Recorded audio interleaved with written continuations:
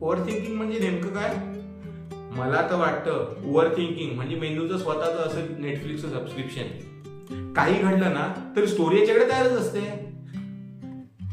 तुम्हाला सांगतो, कोणी जरी ठीक आहे म्हटलं ना तरी आपला मेंदू म्हणतो नाही यार, काहीतरी ठीक नाहीये, काहीतरी झालंय त्याचं. एखाद्याने रिप्लाय जर उशिरा दिला मग तर झालंच. आपण पटकन कन्क्लुजन काढून मोकळे होतो. तो आता बदललाय. त्याला ना आता माझ्यामध्ये इंटरेस्टच उरला नाहीये.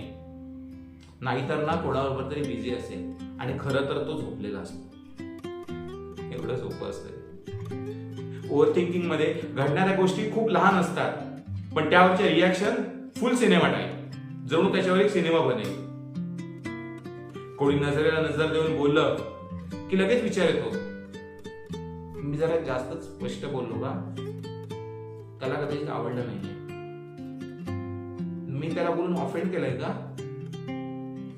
आणि खरं बघायला गेलं तर तो फक्त चष्मा विसरलेला असतो. ओव्हर थिंकिंग म्हणजे रिअलिटीपेक्षा इमॅजिनेशनवर जास्त विश्वास ठेवणं. मेसेजमध्ये फुल स्टॉप आला की आपल्याला वाटतं रिलेशनशिप संपलं. आला की आपण मनात ब्रेकअप करून टाकतो. आणि जर ओके आलं तर आपण डायरेक्ट फ्युचर प्लॅन्सच बदलतो. खरं सांगायचं झालं तर ओव्हरथिंक करणारा माणूस कधीच प्रेझेंट मध्ये जगत नाही. कधीच नाही. तो नेहमी एकतर पास्ट मध्ये रिग्रेट करत असतो, नाहीतर मग फ्युचर मध्ये घाबरत असतो. हा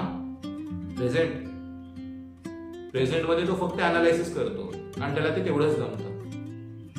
झोपायला जातो तेव्हा मेंदू म्हणतो, चल आता 2016 मध्ये आपण ती भांडणं केलेली ना ती आठवूया.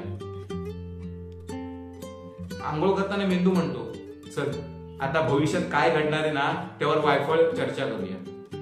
आणि शांत बसलो की मेंदू म्हणतो, चला आज काय करूया, चल आज वाईटात वाईट काय घडेल ना त्याचा विचार करूया. भले ते घडेल की नाही घडेल ते माहित नाही. ओव्हर थिंकिंग आपल्याला सुरक्षित नाही ठेवत. ट्रस्ट मी नाही ठेवत. ते फक्त थकवतं. कारण जग आपल्याला जितकं दुखावत नाही ना त्याच्यापेक्षा जास्त आपलाच मेंदू आपल्यालाच दुखावतो.